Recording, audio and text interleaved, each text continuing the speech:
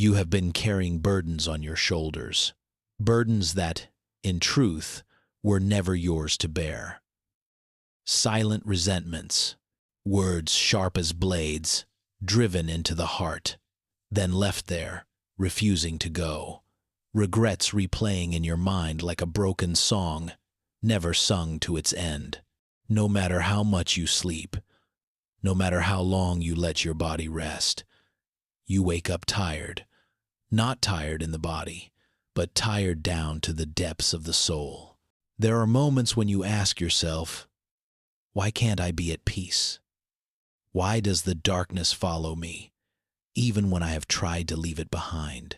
You think that if you give it more time, more sleep, a few new pleasures, everything will ease. But strangely, when you open your eyes, the old memories are still there. When you quiet your heart, the old wounds still sting. When you sit alone in the dark, the whispers of the past still echo. It is not only memory. They are the shadows you have nurtured in silence, the stories you tell yourself again and again, the times you let pain become your companion. You carry them through each day, as if they are part of you. You do not realize that those burdens were never truly yours. They are only fragments of life, shards of memory. Yet you pick them up, you hold them close, and you cannot bring yourself to let them go. In restless sleep, you think you have forgotten. But then, a small detail, a sound, a face, a fleeting scent, flings the door wide open. Everything rushes back, like a sudden downpour of memories. You tremble, you resist, but they still come. And so, the next morning, you are tired again. Not because of the body, but because the soul had to run through so many byways of memory in the night. Try sitting still. Try looking directly at what is happening. See, a weary body can rest. But a weary soul is not so easy. It does not sleep. It does not stop simply because you close your eyes. Because what you are carrying is not the present. They are the silhouettes of the past, repeating inside you like a film that cannot be turned off. Perhaps you have forgiven. Perhaps you think you have let go. But deep within, the echo remains. A shard not yet fallen, an echo not yet quieted. And little by little, those fragments erode your energy. They drain the light from your eyes. They leave a hollow in your heart. You are not wrong to feel this way. You are not weak. You are only human, learning how to pass through pain. But there is one thing you need to know. You are not those memories. You are not the words that once hurt you. You are not the regrets that never return. All of those things are merely guests. They come, and they stay longer than you wish.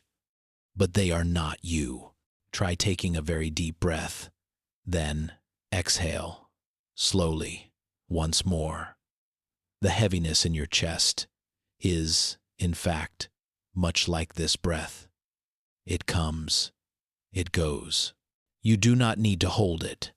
When you allow things to flow away, they will find their way to dissolve on their own. You are tired, not because of the body, but because you keep holding on to things that do not belong to you.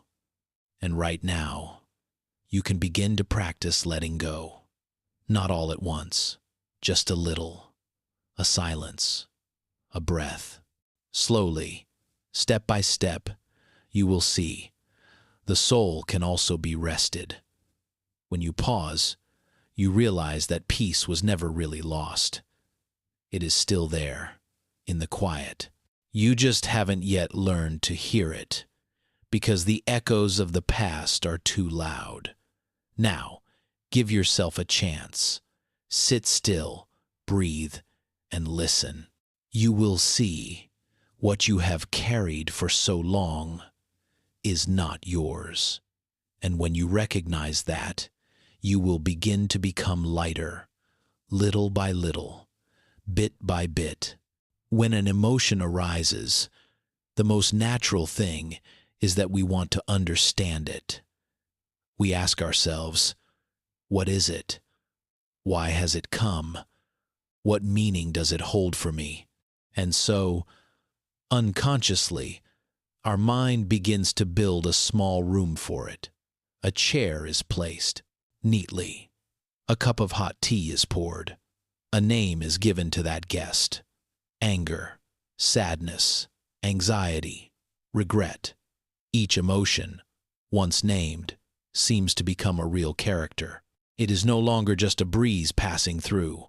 It has a face, a voice, a posture, and we begin to converse with it. Sometimes we talk for hours with anger.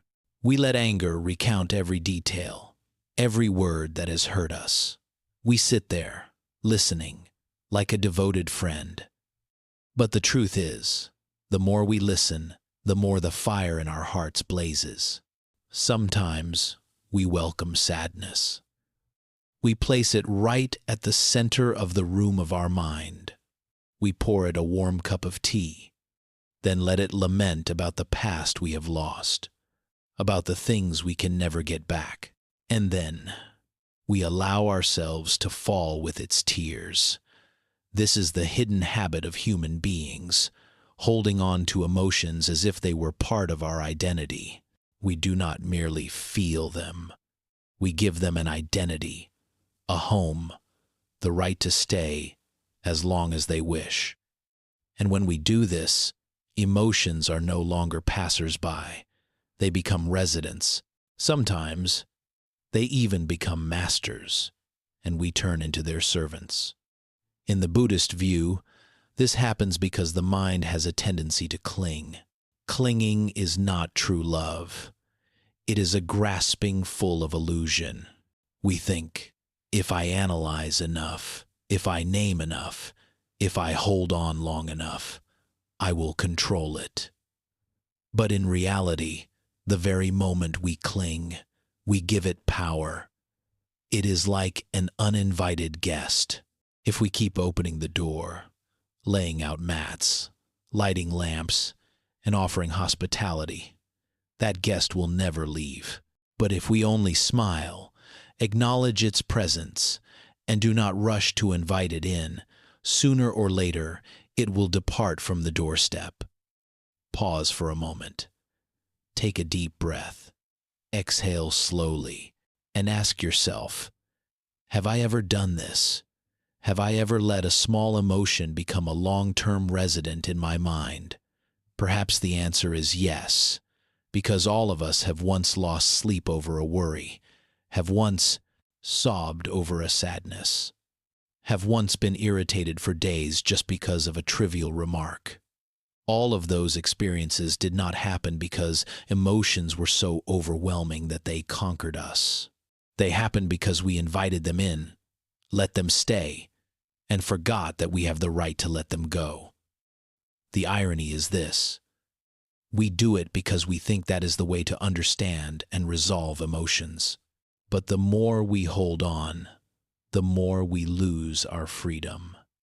The more we analyze, the more we repeat the story in our head, the more we strengthen its presence.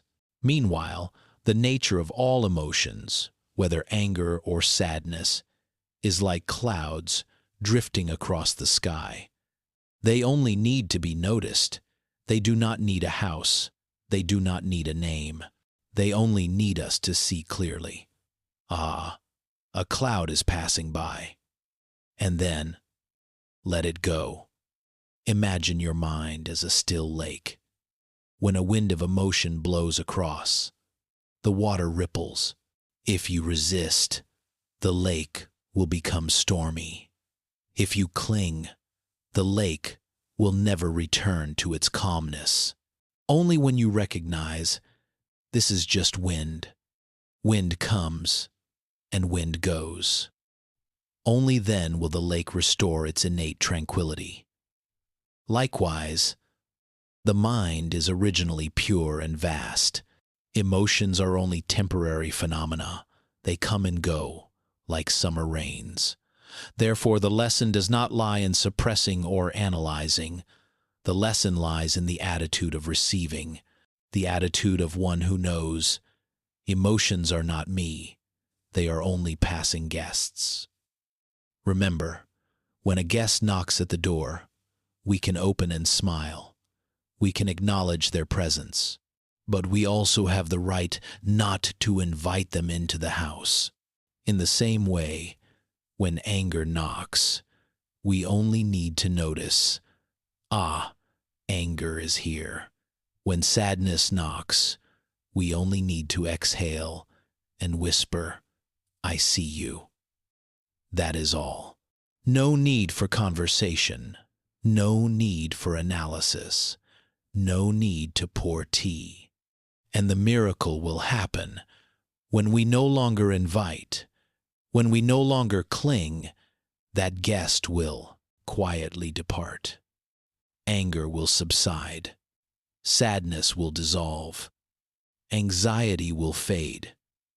Not because we push them away, but because their very nature is impermanence.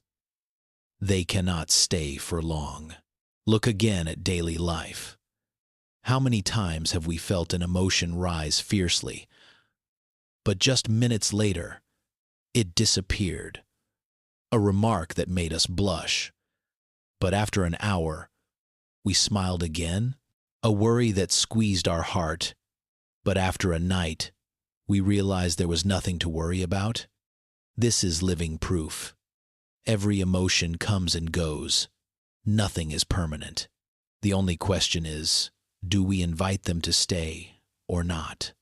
So instead of setting out chairs, pouring tea, and conversing at length, just sit quietly, breathe, and observe. Observe like one watching clouds drifting across the sky.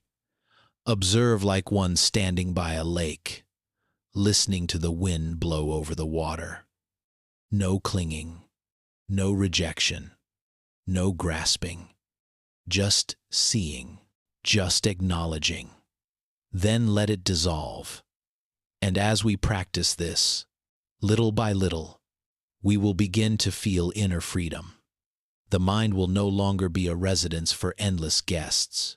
The mind becomes an open space, vast, spacious, filled with light. That is the freedom the Buddha called letting go. It is not denial of emotions, nor suppression of emotions, but seeing clearly, smiling gently, and letting them pass like clouds across the sky. There is something even subtler that happens within the mind. It is not only that we invite emotions into the house, it is not only that we pour them tea and converse with them, but we also begin to believe we are them. When anger stays too long, we start to say, I am a hot-tempered person. When sadness clings to us, we whisper, I am an unfortunate one. When anxiety lingers without end, we sigh, I am weak. And so, emotions, which are only passing guests, place upon our shoulders an identity. We accept that identity as if it were the true essence of our life. In the light of awareness, this is the deepest illusion. Emotions are not me. Emotions are only phenomena that arise and dissolve. Yet once we identify ourselves with them, we have built an invisible wall around our life. We imprison ourselves in a room labeled, I am sadness, I am anger, I am worry. And from that room, every action, every thought, every decision is influenced. Imagine a child is crying. It is only a temporary cry. If held gently, it will quiet down. But if someone keeps repeating, you are a crybaby, you will always be weak, then that child will grow up with such a belief. Belief becomes identity, and identity becomes chains. In the same way, when we keep repeating to ourselves, I am sadness, I am anger, I am worry, we have turned emotions into an identity instead of letting them remain a fleeting wave. The Buddha once taught, "This is not me, this is not mine, this is not myself." It is a reminder for us to separate ourselves from all phenomena, including emotions. But the habit of the mind is the opposite. The mind wants to cling, to attach, to define itself through things that are impermanent. Pause. Take a deep breath and ask yourself, if there is no anger, who am I? If there is no sadness, who am I? The answer may confuse us, because for so long, we have seen ourselves through the lens of emotions. If sadness vanishes, we feel empty. If anger dissolves, we do not know how to call ourselves anymore. But this very confusion is the doorway to truth. We are not emotions. We are the vast space within which emotions are born and fade. Like the sky, dark clouds gather, yet the sky remains. Storms pour down, yet the sky does not disappear. Clouds part, storms end, and the sky is clear again. So it is with us. Anger may flush our face, tremble our hands, even bring us to tears. But our deeper essence, the clear, still mind, is never harmed. This is not easy to believe, especially when emotions surge, when the heart races with anxiety, when tears fall from loneliness. We often believe, this is me. This is my life. I cannot escape it. But the truth is, we are confusing temporary experience with fundamental identity. A wave can be fierce, but it is not the ocean. A gust of wind can be strong, but it is not the sky. When we see this clearly, a space opens within the mind. That space itself is freedom. In that space, we can softly say, "Hello, anger. I recognize you, but you are not me. Hello, sadness. I see you, but I am not you." And with just that separate recognition, the power of emotion immediately weakens. It no longer dominates us as before. Remember, emotions only want to be acknowledged. When we deny or suppress them, they scream louder. But when we look at them with mindful eyes, when we say, "I see you," they quiet down, just like a mischievous child. The more scolded, the more it cries. But with a gentle embrace and the words, "I know you are sad," it becomes calm. Therefore, the key is not in identification, nor in rejection. The key is in awareness without attachment. Awareness. This is just an emotion. Non-attachment. It is not me. That is all. Yet, in that simplicity lies great freedom. Imagine life as a flowing river. Emotions are dry leaves, drifting on the surface. If we keep scooping up every leaf and holding it close, we will become exhausted. If we let them drift away, the river remains pure, flowing, nourishing life. Likewise, if we do not identify with each leaf of emotion, we are free to keep flowing, to live, to breathe. There is a simple practice. Whenever an emotion arises, call it by name, but only as a phenomenon, not as an identity. This is anger. This is sadness. This is worry. That is all. Do not add the words, "I am." Do not turn it into an identity. Simply, this is anger. Then breathe in, breathe out. This is sadness. Then, smile gently. This is worry. Then let it go softly. Doing so, we will gradually see clearly. Emotions come and go, but we remain. Silent, vast, untouched by anything. That is the true me. Not anger, not sadness, not worry, but the quiet sky, where all clouds may come and go. Yet the sky has never left. There is something strange in the human mind. When a strong emotion passes through, instead of letting it go, we cling to it. Instead of exhaling, we hold the breath tight in our chest. And so, we carry it along. Yesterday slips into today. An old wound still makes our heart ache as if it were new. Many times, we think we are remembering in order to learn, so that we will never repeat the same mistake. But in truth, we are only repeating the pain.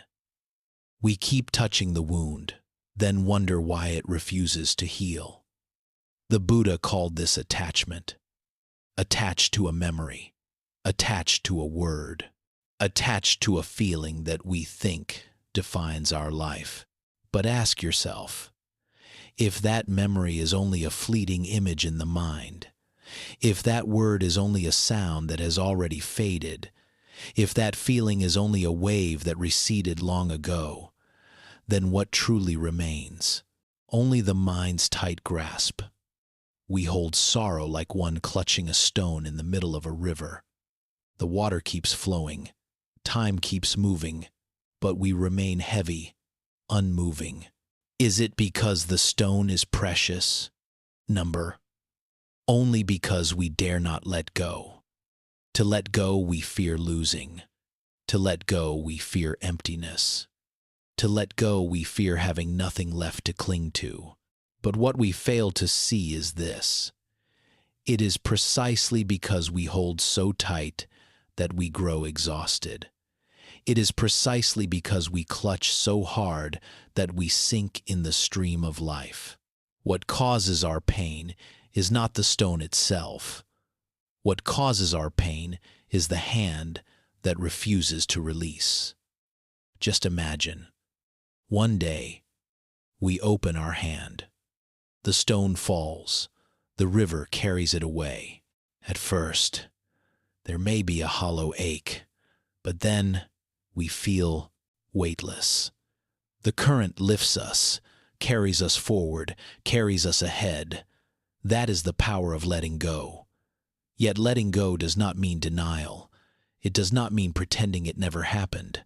It does not mean forcing ourselves to forget. Letting go means we look directly at that memory, at that feeling. We acknowledge it was here. And then we gently say, but it is no longer needed on my path. This is hard because our mind is accustomed to clinging. It believes that clinging is how it survives. But in truth, clinging only pulls us away from the present. It keeps us stuck in things that no longer live. It makes us endlessly converse with ghosts, while real life is unfolding right here, right now. I recall a story from the sutras. A man is struck by an arrow. Instead of pulling it out, he spends his time asking who shot it, why they shot it, what the arrow was made of. The longer he investigates, the deeper the arrow sinks, the greater the pain grows. Likewise, when we cling to the past, we dissect endlessly. Who hurt me? Why did they do it? They should have been different. But all the while, the arrow remains in our heart. The blood still flows. Letting go means remove the arrow. First, save yourself from suffering. You may ask, but how do I remove it? The answer is not in trying hard to forget, but in awareness and release. Awareness. This is only a memory. Release. I do not need to hold it anymore. Each breath is an opportunity to let go. Breathing in, seeing that the pain is still there. Breathing out, allowing it to leave. No need to rush, no need to force. Letting go is a process. But with every exhale, we step closer to freedom. The miracle is this: when we let go, the past no longer rules us. It is still there, like a page in the book of our life. But we have turned to a new page. We no longer read the same line over and over, and in that moment, the present opens wide. The light of today's dawn finally has a chance to touch our eyes. The laughter of loved ones finally has a chance to reach our ears. Life itself finally has a chance to fill our heart. Letting go does not leave us with nothing. Letting go returns to us what we had missed. Letting go helps us live fully in this moment. And in this very moment, there is no stone binding us, no arrow piercing our heart, no ghost holding any power. There is only us, and the breath, and life, smiling within. When an emotion arrives, the mind often does something very strange. It builds a room for that emotion, places a chair, sets a table, and invites it to stay as a long-term guest. It names the emotion, embraces it, and assumes it is a part of itself. And so, from a passing cloud in the sky, that emotion suddenly becomes a solid house, built right in our heart. But pause for a moment. Breathe slowly. Look directly into this truth. An emotion is only a wave, a passing shadow, a visitor who comes and goes. It is not the master of the house. It is not who we truly are. Why does the mind hurry to build it a dwelling? Why do we invite it to sit down, pour it tea, and speak to it as if it will remain forever? Perhaps because we are used to identifying ourselves with what we feel. We think, I am sad, therefore I am sadness itself. Or, I am angry, therefore I am an angry person. We allow emotions to define us, and then we are bound by this very misidentification. Remember the Buddha's teaching. This is not mine.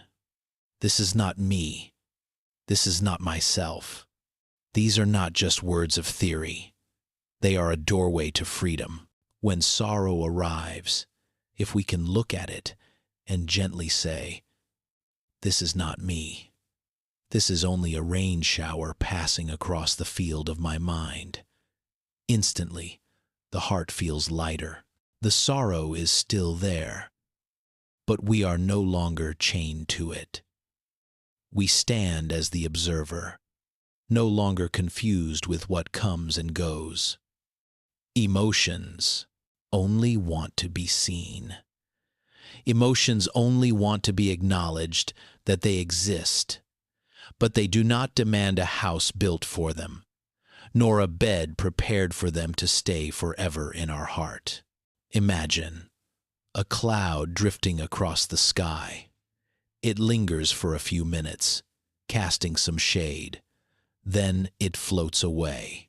If the sky were to cling to it, if the sky were to say, this cloud is me, and I must hold on to it, the sky would have forgotten its true nature, vast, embracing, unbound by any single cloud. Our mind is the same. It is vaster than any emotion. But when we forget this, we lock ourselves into a narrow box of anger, sadness, worry, or envy. We forget we are the sky, and we think we are only the cloud. In truth, to see this clearly, we do not need to do anything grand. Just sit still, breathe deeply, and observe. When an emotion arises, name it silently. Ah, this is sadness. Then smile at it. Hello, sadness. I know you are here. Do not resist it. Do not rush to drive it away. Do not cling to it. Just look. Just be aware. And let it drift away, like a golden leaf falling into the river. In that very moment, we discover something miraculous. The presence of awareness is more powerful than any emotion. It is the light of awareness that dissolves the darkness of misidentification. When awareness is present, emotions are only guests, no longer invaders that seize control. Remember, emotions are impermanent. No joy lasts forever. No sorrow stretches without end. Everything passes, like a flowing river. But it is we who build a bridge, stand at the bank, try to hold the river still, and suffer because we believe we can stop its flow. If we learn to let emotions come and go naturally, like travelers who visit and then depart, the mind will grow much lighter. No more prisons built to keep emotions inside. No more chains binding us to false identities. And in that lightness, a door to freedom opens. A clear, silent, yet vibrant space. In truth, we do not need to wait for tomorrow to practice. Right now, in this very moment, we can try. Close your eyes for a while. Breathe. Look into an emotion that has just arisen within. What do you see? It does not stay forever. It cannot define you. It is only a drifting cloud. You are the sky. You are not the cloud. Have you ever realized that it is we ourselves who hold on to emotions far longer than they ever intended to stay? An anger, if left untouched, is only like a flash of lightning, bright for a moment, then gone. A sadness, if not clung to, is only like a passing rain shower that soon comes to rest. Yet we hold them tight. We repeat the story. We touch the wound again and again. And with each touch, we make it deeper. The mind is like a skillful yet sometimes clumsy artist. It can paint an entire landscape from just a single dot. A sadness that barely brushed by. The mind weaves into a whole novel. A trivial event. The mind exaggerates into a grand tragedy. And then we sit in the dark room, built by our own hands, believing it to be reality, believing it to be who we are. The Buddha taught, from clinging arises suffering, from letting go, peace is revealed. That's simple. Observe for yourself. Someone says to us a careless word, without any intent to hurt. Yet the mind stores that word, plays it back again and again, each time like a blade cutting into the heart. The wound does not come from that word, but from our own holding on, our own attachment.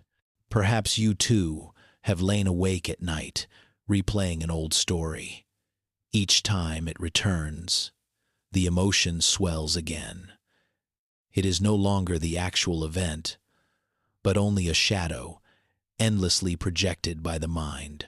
We become the victims of our own films, produced, directed, and replayed without pause. But when mindfulness arises, we begin to see differently. A thought comes, we know it comes. A memory stirs, we know it stirs. A sadness drifts by. We know it is just another cloud in this vast sky. In that very knowing, we no longer identify ourselves with the emotion. We stand from another place, the place of the observer. And from this place, something miraculous happens. Emotions dissolve more quickly. No need to drive them away. No need to resist. Just see. Just breathe. It is like sitting by the riverbank, watching a leaf fall into the current. You do not need to leap in. You do not need to hold it back. You simply watch it float past, and then it disappears around the bend. The mind is like that too. It has within itself the natural capacity to release. But out of habit, we grasp. Letting go is not losing it, is simply returning things to their nature, to come and to go. Try a small practice. When a strong emotion rises, anger, fear, or sorrow, pause.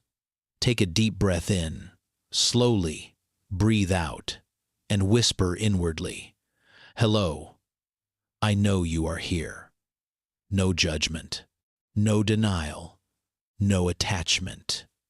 Then continue to breathe. Continue to sit quietly. You will notice the emotion is like a child. It only longs to be acknowledged, to be held gently by awareness. And once it is seen, once it is embraced, it begins to soften. It no longer disturbs. It no longer needs to linger. Like a dark cloud, once a soft breeze passes through, it disperses to make room for the open blue sky. And yet, we so often do the opposite. Instead of letting the wind carry it away, we pull the cloud back, hold it close, call it me, and imprison ourselves in its darkness. If you close your eyes right now, you might still see within you those old rooms where you once kept an emotion locked away. Perhaps a fury from many years ago. Perhaps a wound from childhood. Perhaps an anxiety you have nurtured through countless days. They are still there only because you never opened the door, never allowed them to leave. But you have the right to open that door. You have the right to say farewell. You have the right to choose lightness over burden. And this does not require tomorrow. It does not need some perfect moment. It can happen right here, in this very breath. Breathe in, breathe out. Smile softly. Emotions are no longer a prison. Emotions are only guests. And you are the vast, peaceful home, spacious enough to see them, greet them, and let them go. Just like that, you have already begun to walk the first steps of liberation. Not liberation in some faraway realm, but liberation here, in every breath, in every passing emotion. And from here, the path of light begins to open step by step, little by little. Mindful presence is not only a skill, but an art of living. It is like a lamp placed in a dark room. There is no need to do much. Only light it, and the darkness dissolves on its own. Emotions, by themselves, hold no real power to control us. It is ignorance, it is the absence of awareness that hands them that power. When we are present, when we fully inhabit each moment, we see emotions simply as waves, small movements upon the vast ocean. The ocean never fears the waves. Waves may be tall, they may be fierce, they may come one after another, yet no wave can ever harm the ocean. The wave is only a temporary form. The essence of the ocean remains water still, deep, boundless. So it is with the mind. When presence awakens, we touch the deep essence of the mind, vast, serene, unshaken. And then, every emotion is only a passing wave, arriving and leaving. The Buddha once said, "Within the mind is Buddha, and Buddha dwells in the mind." When the mind is pure, Buddha appears. When the mind is disturbed, demons arise. This saying reminds us that peace or suffering does not come from outside, but from the quality of presence within. Imagine this. You are sitting with a cup of tea. If your mind drifts to the past, worries about the future, the cup before you becomes only a form. You drink, but you do not truly drink. You are only swallowing your stream of thoughts. But if you pause, breathe, and become fully present, You will feel the fragrance of the tea, the warmth upon your hand, the gentle sweetness upon your tongue. In that moment, the tea becomes a miracle. And you, too, return home to yourself. That is the power of presence. It makes the simplest moment sacred. It makes emotions lighter, for we see their impermanent nature. When present in awareness, we do not need to push away negative emotions. We only need to look directly at them, as we would look at a crying child. Not scolding, not abandoning, simply holding, simply breathing with them. An anger, when held in awareness, transforms into understanding. A sadness, when illuminated by awareness, becomes compassion. An anxiety, when listened to with awareness, becomes a lesson in trust. Thus, presence does not merely dissolve emotions, it transforms them into positive energy. Yet in daily life, we are often so busy that we forget presence. We live in noise, in the current of work, in hurried conversations. We walk, but the mind has already run ahead. We eat, but thoughts are tangled in tomorrow's worries. We sit with loved ones, but the mind wanders into the glow of a screen. And then we wonder why we feel empty, restless. It is because we have lost the present moment, the only place that is real. Mindful presence is the key that brings us home. Home to the breath, home to each step, home to the smile, home to the gentle gaze. A single breath can redeem a long, weary day. A mindful step can heal a troubled heart. A smile born of presence can soothe both yourself and another. Yet presence cannot be borrowed, cannot be bought, cannot be found in some faraway place. It can only be practiced right here, in this very moment. Try this. Sit quietly. Close your eyes. Breathe in knowing you are breathing in. Breathe out knowing you are breathing out. That is all. Not complicated, not lofty. And you will notice something strange. The mind grows calm, like a lake no longer stirred by wind. In that calm, you can see emotions more clearly. You see them arise, you see them change, you see them fade. You realize you are no longer a victim of emotion, you are the master of awareness.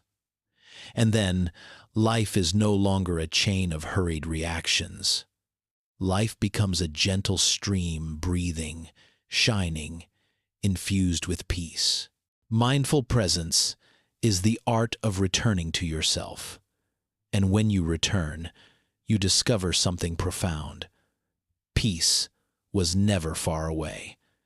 It has always been here in every breath, in every beat of life. Only pause. Only be here. Only be present. And in that presence, emotions are only waves. And you are the ocean. On the journey to seek liberation from suffering, there is a story passed down from ancient times. The story of the Buddha facing Mara beneath the Bodhi tree. That night, he sat in meditation, abiding deeply in awareness. Mara approached not only in fierce and terrifying forms, but through storms of emotions and temptations. At times, it was overwhelming fear. At times, it was blazing anger. At times, it appeared as illusions of power, glory, and desire. All these waves rose up, seeking to pull him away from stillness, to drag him back into the whirlpool of greed, hatred, and delusion that had bound all beings for countless ages. But the Buddha did not resist. He did not drive them away, nor did he run from them. He simply sat there, breathing evenly, serene. He gazed directly at Mara, with the eyes of mindfulness. Each emotion, each image of temptation that arose, he saw clearly. He saw not to identify with it, not to be swept away. At last, when Mara hurled forth the decisive challenge, "What proof do you have that you have the right to sit here, to awaken, to become the Buddha?" The Buddha gently extended his right hand and touched the earth. Mother Earth trembled, all beings bore witness, and Mara vanished. That story is not merely a legend to be retold, it is a mirror for us to see. Even the enlightened one faced storms of emotion, fierce temptations, and ultimate trials. But by abiding in awareness, he transcended them. Mara, in truth, is not far away. Mara dwells within our own hearts. Mara is fear, it is anger, it is greed, it is the thirst to prove ourselves, to win, and to outshine.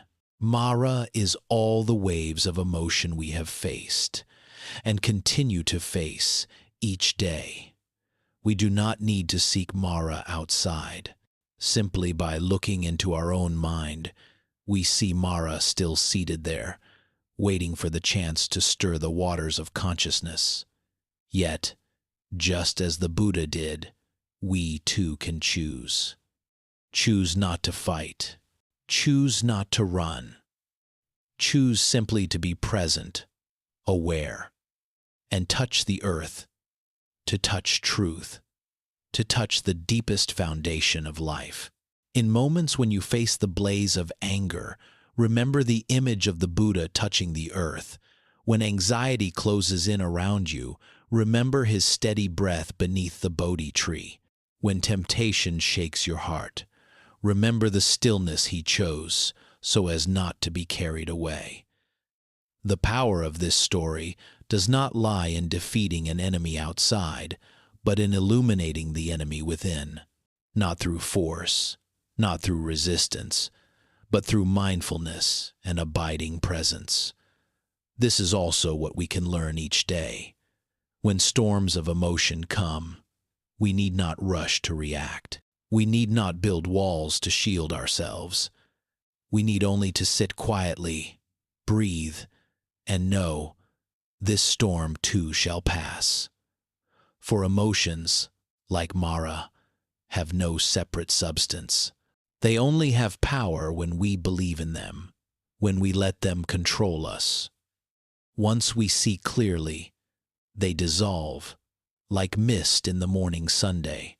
The Buddha taught, just as a lamp dispels the darkness of a room, so does the light of wisdom dispel the shadow of ignorance. That darkened room is our own mind when ruled by emotion. The lamp is not far away, it is our breath, our presence, our capacity to return to this very moment. If you practice, you will see. Whenever emotions arise, instead of being swept along, you need only breathe, only recognize, only smile gently. Slowly, you will find the strength to sit still, just as the Buddha sat beneath the tree. Not because you are stronger than the emotion, but because you have become the ocean, no longer just a small wave. The story of the Buddha and Mara reminds us, the path to liberation is not distant. It lies in how we face our emotions today. It is present in each breath, each glance, each choice to pause rather than to chase. And you too, right now, can sit quietly, like the Buddha, beneath your own tree. It may be a small room, a veranda, or simply the chair where you often sit. Breathe. Touch the earth with your presence, and then you will see. Mara dissolves, and within you, only a sky of clarity remains. There are times when a person thinks they are awake, yet in truth, they are still lost in another dream, a dream of worry, a dream of expectation, a dream woven from stories that never truly happened, yet echo in the heart as if they were real. It is within these dreams that the mind grows weary, the heart becomes heavy, the body longs to rest, but the mind continues to run on, like a wild horse that has never known the meaning of stopping. Thus the night feels longer, and sleep becomes more restless. If we look deeply, we will see that the greatest bondage does not lie in the outer world, but in the invisible ropes the mind itself has woven tight. Each time we cling tightly to an emotion, it becomes a chain. Each time we try to control what lies beyond our reach, it becomes a burden.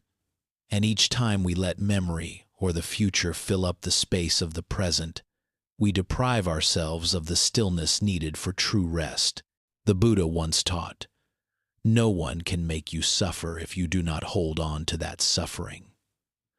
The words seem simple, but when applied to life, we see that suffering often does not come from the event itself, but from the way we cling to it. One person loses a belonging and feels as though the sky has collapsed. Another is hurt by a single word and holds on to that wound year after year. Yet another, in the same situation, simply exhales a long breath and smiles, letting it pass like the wind brushing past the ear. The same circumstance, yet different outcomes, all depending on the way of letting go. So it is with the journey into sleep. When the mind has not yet learned to release, we remain entangled in fragments of memory, unfinished plans, and unshaped worries. But if we can gently set them down, sleep will arrive like a kind friend coming without needing to be summoned. Imagine your mind as a room. Throughout the day, you fill it with countless things: work, worries, arguments, desires, longings, and weariness. By nightfall, the room is so cluttered that there is no space left. You want to lie down, but cannot find an open place.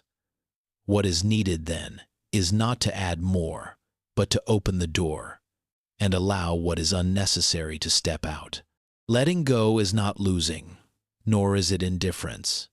It is wise selection, keeping what nourishes, releasing what weighs down the heart.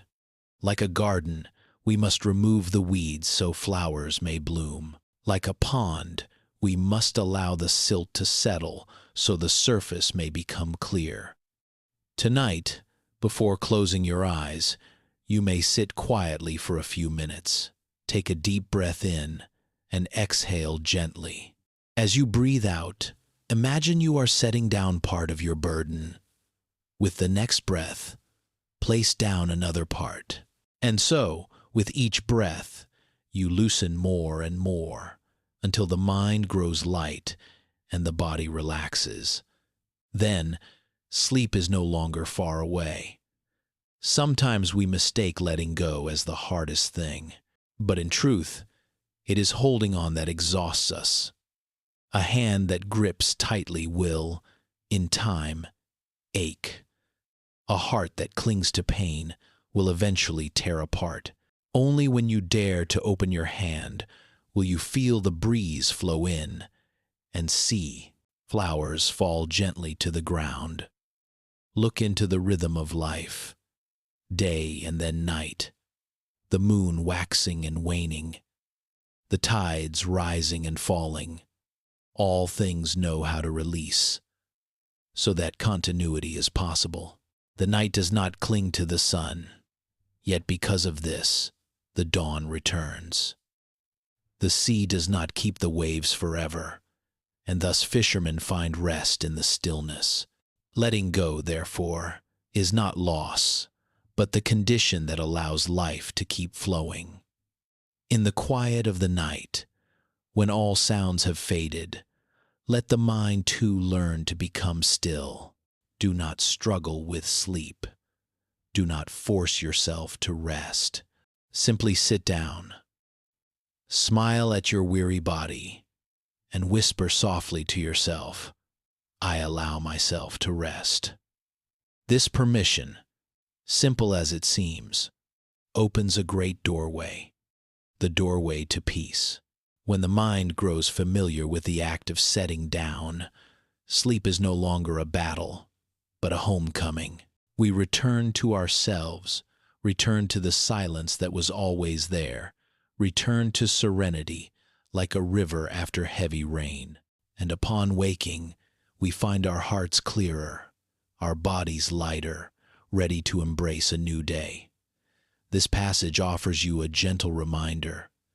Letting go is not something you do once, but a practice. Each day, we are given the chance to set down a little. Perhaps today, you cannot release it all. But if you release even a part, you are already lighter by that part. Night follows night, breath follows breath, and letting go becomes a companion. And sleep, in turn, becomes a close friend, no longer distant, but always near. There is a small miracle few notice. Sleep never comes when we chase it. Like a wild bird, the more hurriedly we pursue it, the farther it flies. But if we sit quietly, open the heart, the bird will one day return to perch on our shoulder. Sleep is the same. It does not arise from effort, but from letting go, from an attitude of trust and abiding. Many lie down while the mind overflows with questions. Will I fall asleep? Will I be alert tomorrow? If I suffer insomnia again, what then? Those very questions create an undercurrent that rocks the lake of the mind. Thus, sleep is driven further away. Whereas if we simply lie down, take a deep breath in, breathe out long, and smile at the present, sleep arrives as softly as the night mist. The Buddha reminded us, the past has passed, the future has not come, only the present moment is where we can truly live. When our mind wanders to what is lost or to what has not yet happened, we leave the present and with it the bed that waits, the opportunity for the body and mind to rest.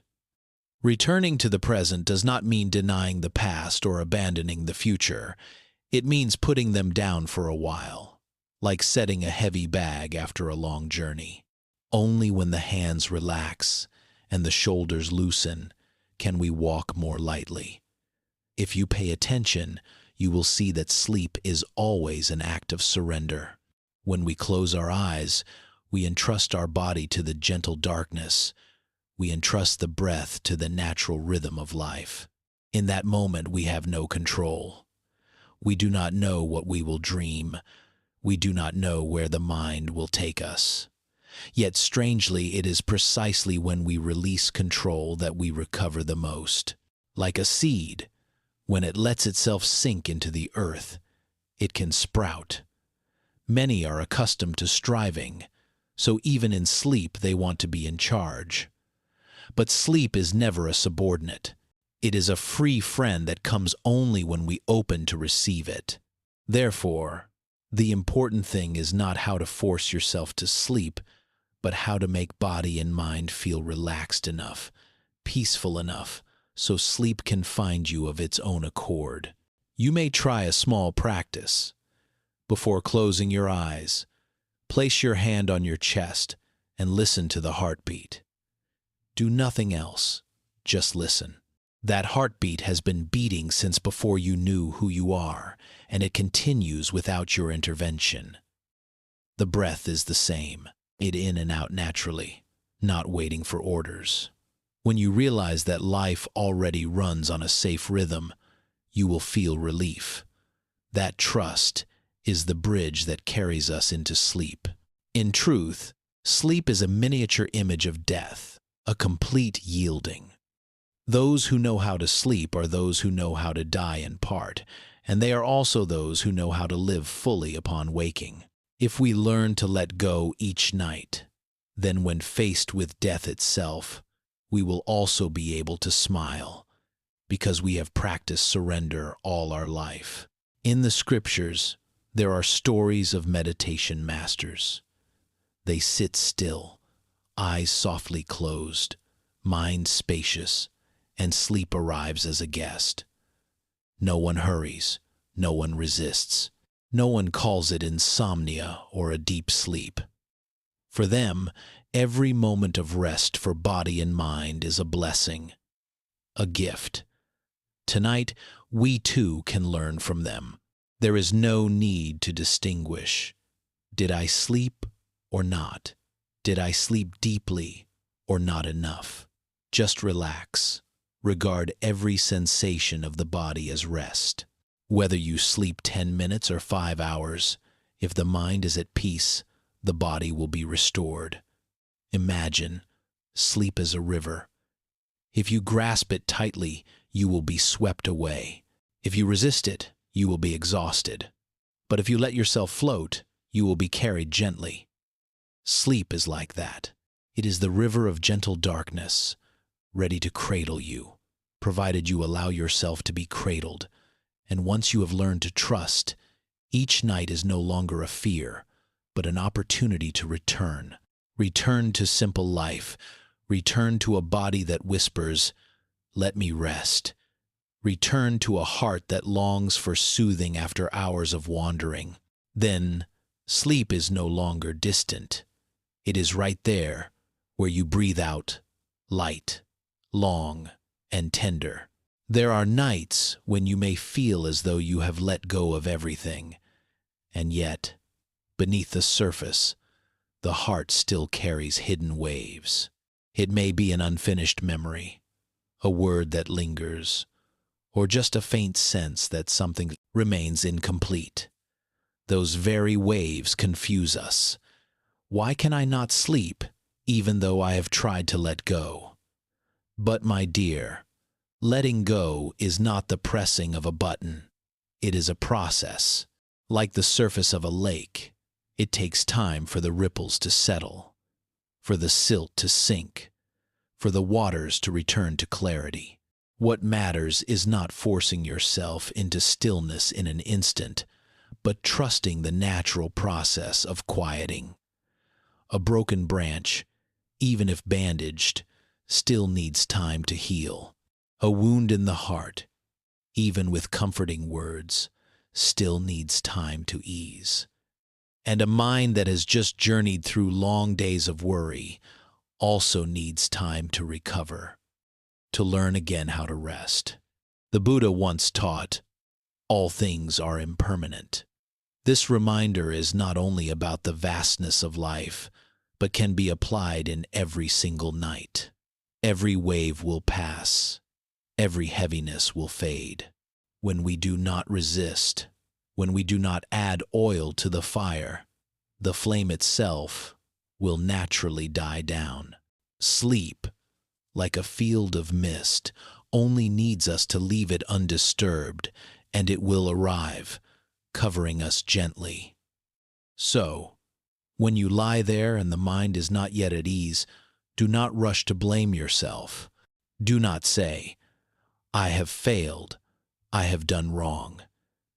Simply breathe out and smile.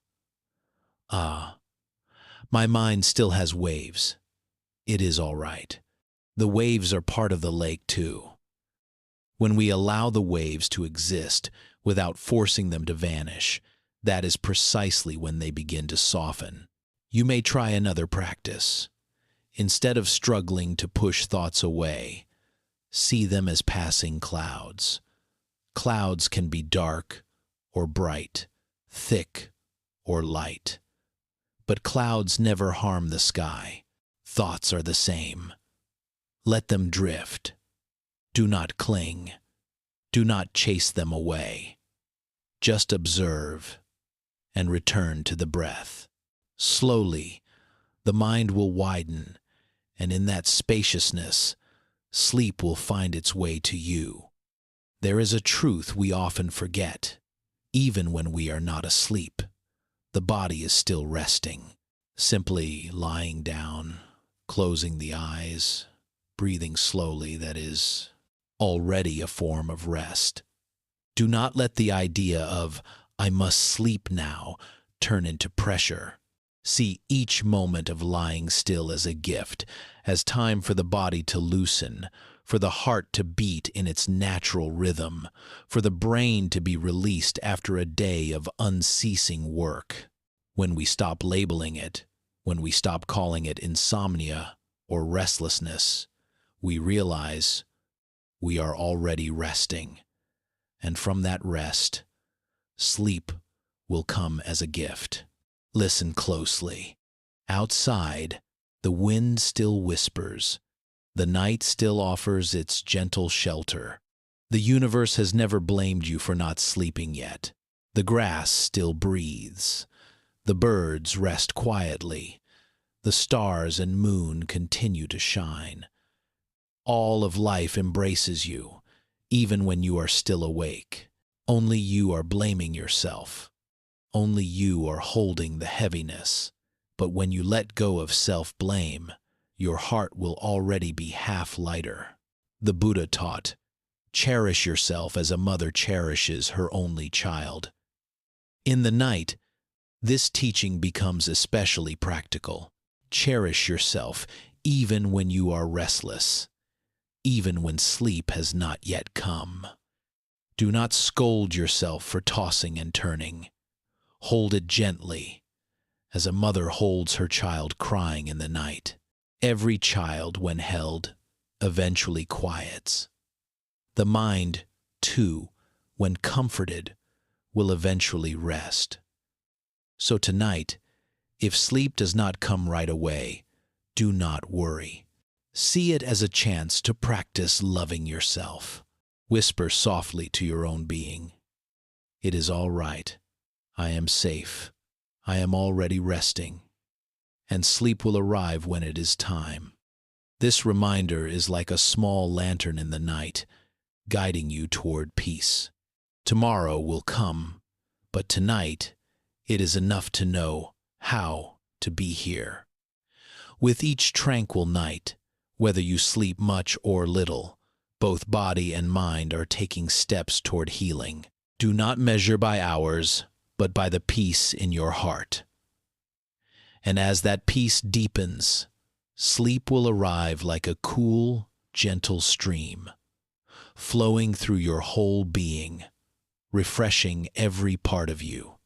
There are times, my dear, when you realize that sleep is not merely a biological need, it is also a ritual of the soul, a doorway that carries us from day into night, from the rush of activity into the vastness of stillness. If the day is when we do, then the night is when we let go. If the day is when we gather and accumulate, then the night is when we return it all to emptiness. That is why sleep holds a deeper meaning than we often think. It is a homecoming, a circle that completes the rhythm of life. With each breath, you can begin to sense this truth. When you breathe in, you receive. When you breathe out, you release. The in-breath is day. The out-breath is night. The in-breath is holding on. The out-breath is surrender. And sleep, in the end, is nothing but one long exhalation, a complete letting go of both body and mind. The Buddha once taught, "As one lays down a burden, the practitioner will find peace." At night, you can practice this very teaching right on your bed. The burden of a long day does not always need to be undone by success or achievement. It can be undone by a single decision, to allow yourself to rest. When you lie down, imagine each thought, each worry as small stones upon your shoulders. And with every exhalation, let them fall to the ground. Each breath is a release. Each release makes the body and mind a little lighter. Perhaps you have grown so accustomed to busyness that letting go feels like emptiness. Perhaps you have identified so much with work, responsibilities, and roles that when you set them all aside, You wonder, who am I then? But sleep teaches us that we remain, even when we do nothing, even when we carry no weight. We still exist, simply by breathing, and that existence, in truth, is the very essence of life. Let sleep become an act of trust. Trust that the universe continues its flow without your control. Trust that your breath continues to rise and fall even when you pay no attention. Trust that everything will find its way, no matter how many nights you stay awake, worrying. It will not change the course of things. When you place this trust, the body will soften, the mind will ease, and sleep will arrive as a companion. There is a gentle practice you may try. Before you sleep, silently offer thanks to the day that has passed. Whether it was difficult or sweet, smile and whisper, "Thank you, for I have walked through it." When you are grateful, the heart no longer clings. For gratitude is a light, and within that light every wound is soothed. You need not give thanks for anything grand, only for the meal you ate, the breath still with you, the chance to lie here in stillness.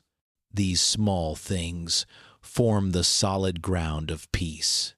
In the Anguttara Nikaya, the Buddha once spoke of 4 qualities that bring happiness to life: contentment, gratitude, letting go, and the cultivation of loving kindness.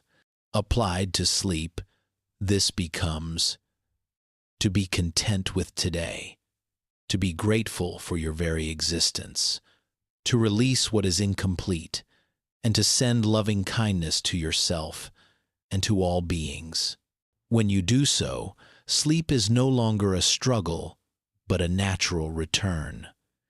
Think of it this way: when a child sleeps, it does not worry whether tomorrow there will be enough toys or whether it is loved. It only needs to feel safe in its mother's arms. And sleep comes. Adults are no different. When you know that you are being held by the universe, sheltered by life itself, you too will close your eyes in peace. And if tonight you still find yourself restless, place your hand gently on your belly and feel the rise and fall of breath. Whisper softly, "I am alive. I am being held by life." This reminder becomes a soft pillow for the soul. And sometimes that alone is enough for the door of sleep to begin to open. Sleep, in the end, is a lesson in trust. Trust that without doing anything more, you are worthy of rest. Trust that the world will not collapse simply because you close your eyes. Trust that body and mind, by their very nature, know how to heal if only you allow them. And when you carry that trust, every night can become a quiet meadow where sleep blossoms like a lotus in the mist.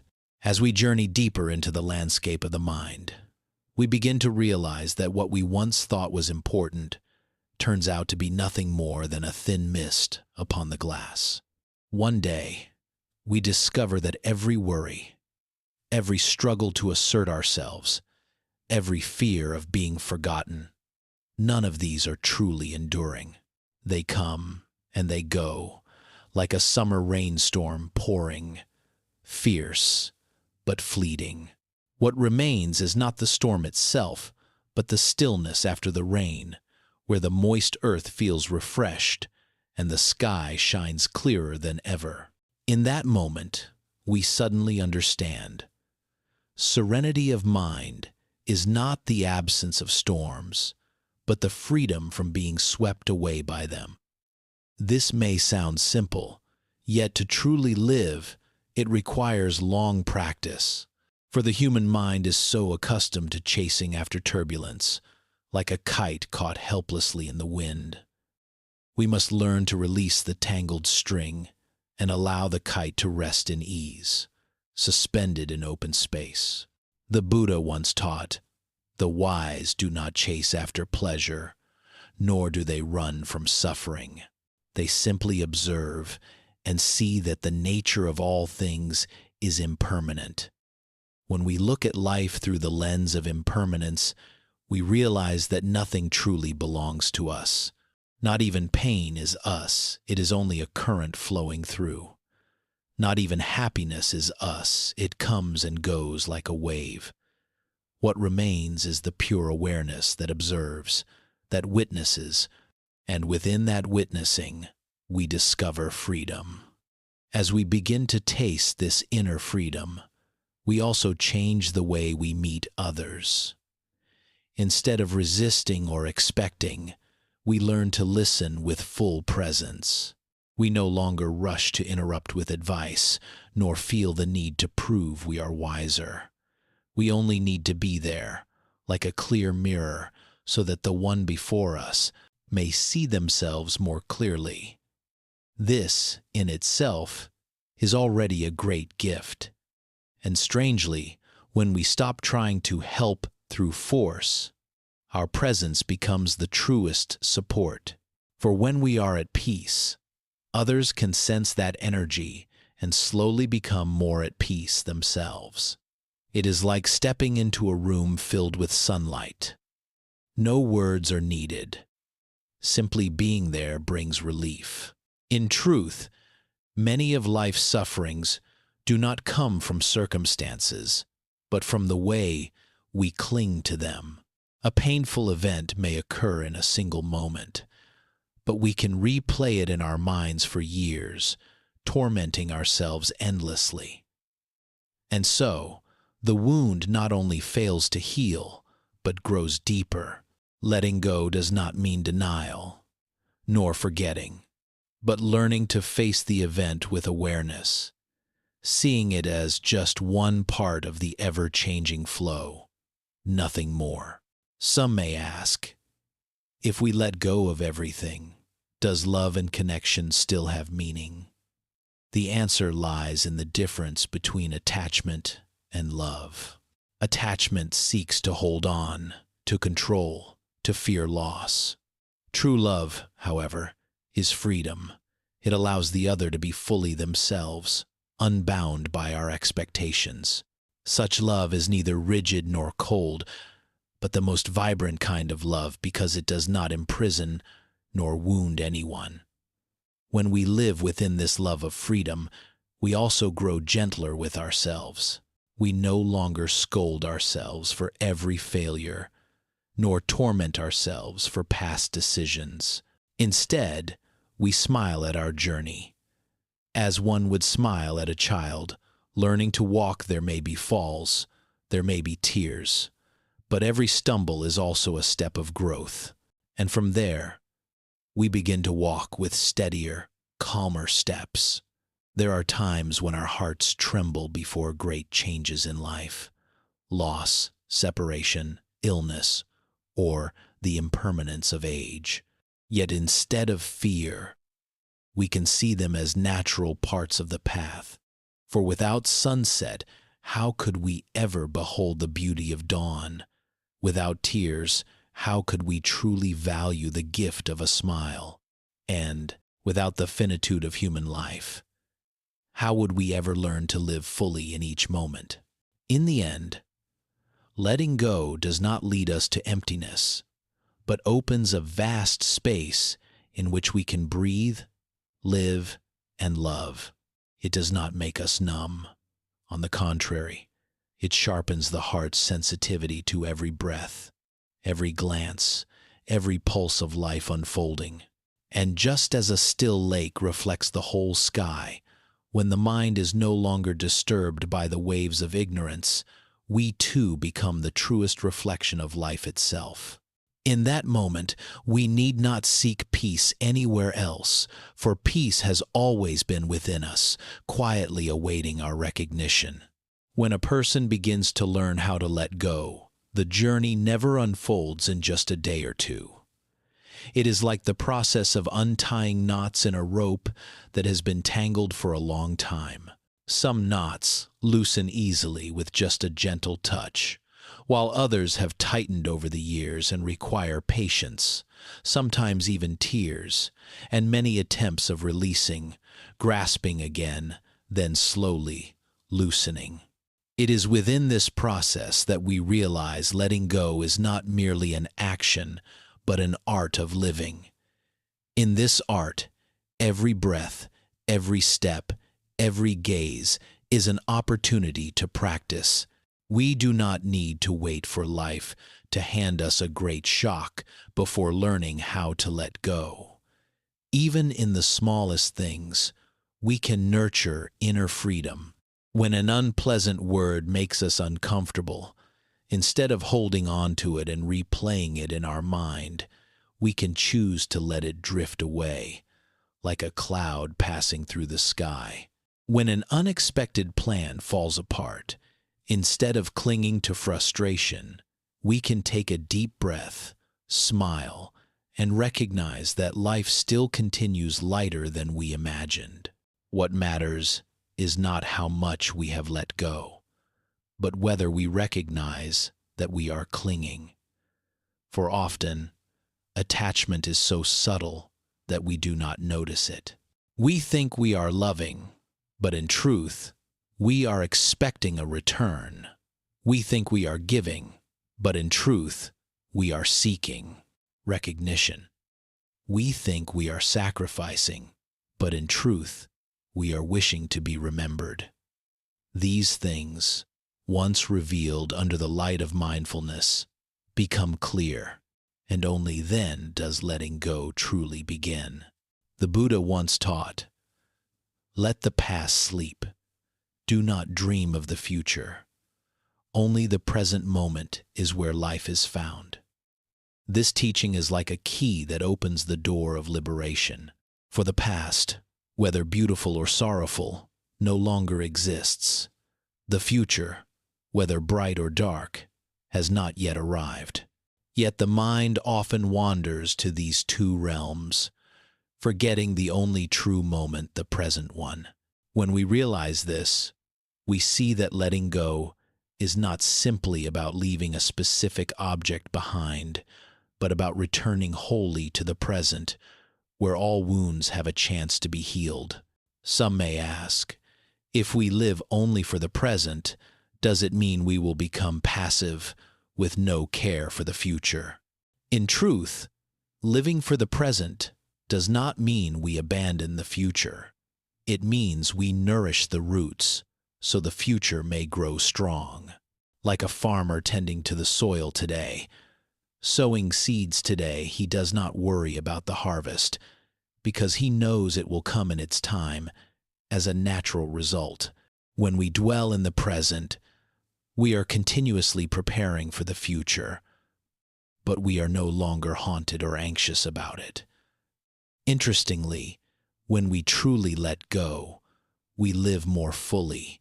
It may sound like a paradox, but in reality, it is because we no longer fear losing that we dare to give wholeheartedly. Because we no longer fear failure, we dare to challenge ourselves fully. Because we no longer worry about results, we live deeply within each experience. Just like an artist on stage when he no longer thinks about whether the audience will praise or criticize, but simply pours his soul into every note at that very moment. He touches the hearts of those who listen, and this is the deeper meaning of letting go. Not withdrawing from life, but living more deeply, more authentically, and more wholly in every moment. We no longer wander in the illusion that we can control everything. Instead, we become one who knows how to flow with the current, how to listen to the natural rhythm of life, and from there, merge into it. But this path is not always easy. There will be times we think we have let go, yet an unexpected event reveals that we are still holding on.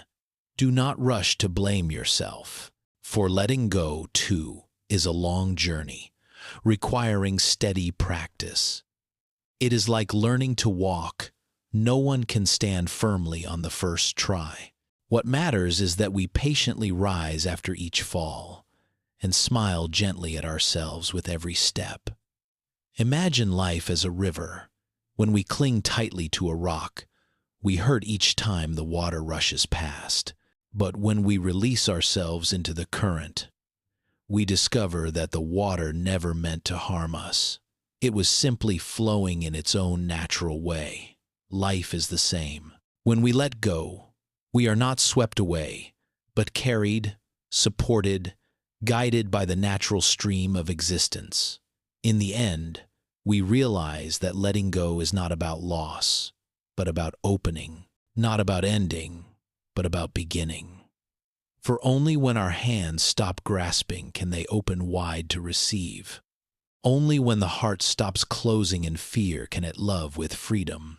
And only when the mind stops struggling can it rest in stillness. Within that stillness, we see that life is no longer a series of battles to conquer, but a journey to live, to learn, to experience, to love. And we begin to understand that everything we have ever sought has always been here, within each breath, within each heartbeat, within each present moment. And then, when we come to the very end of this journey, we realize letting go is not a destination, but a path. It has no final point, no perfect completion, for life is always in motion, and the human heart is always changing. Today, we may release one sorrow, and tomorrow another challenge may appear, but instead of feeling weary, we smile, because each time is another chance to grow, to mature, to come closer to inner freedom. In letting go, we learn two precious things: to see clearly and to love deeply. To see clearly, so we may discern what is true and what is illusion, what is attachment and what is freedom.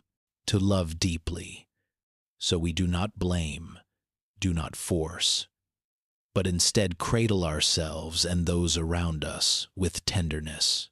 When these two qualities intertwine, our hearts become spacious, light, and steady. There is a beautiful image often mentioned in the Dharma, the lotus rising from the muddy pond without being tainted. Letting go is the same. We do not need to abandon the world, nor reject our emotions. We still live in this life, still experience the full range of joy and sorrow, love and loss, but we are not imprisoned by them. In the midst of the world, we rise, we bloom, and we keep our souls pure. People often fear that letting go will make them cold or indifferent, but in truth, letting go allows us to love more deeply. When there is no clinging, love is no longer possession, but support. When there is no expectation, giving becomes pure. When there is no fear of loss, presence becomes complete.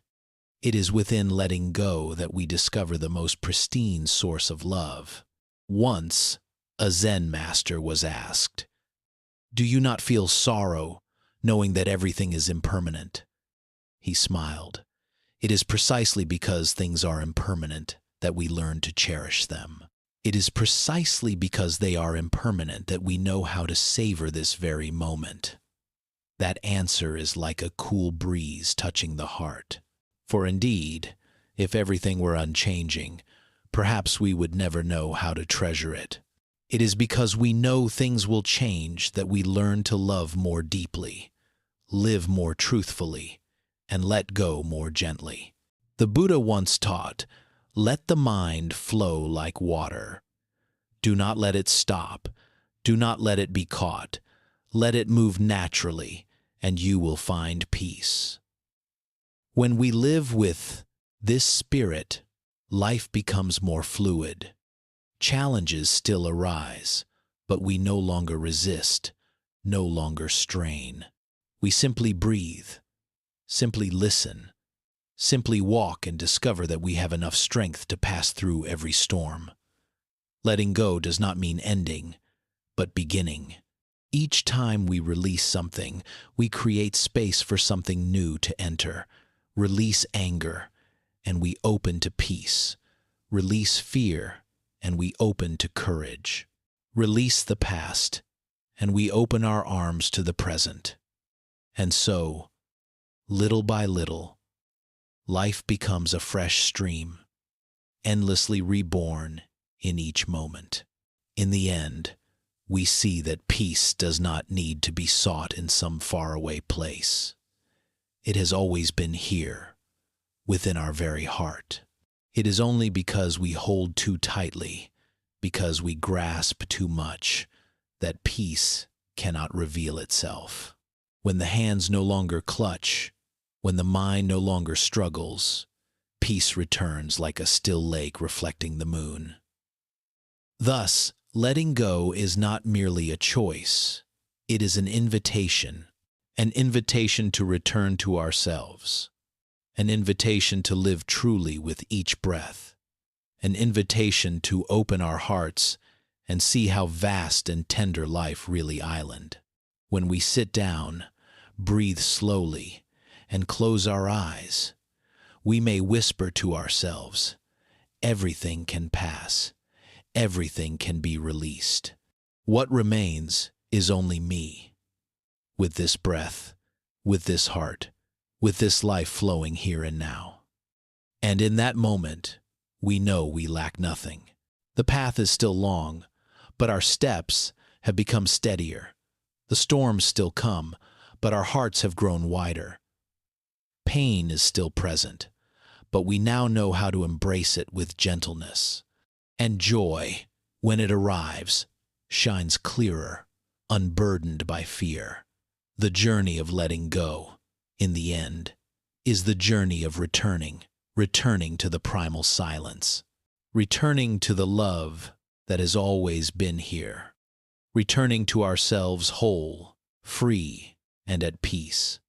And in that return, we smile. A smile that needs no reason, no condition. The smile of one who no longer struggles, no longer searches, no longer runs away. The smile of one who has understood everything is already enough.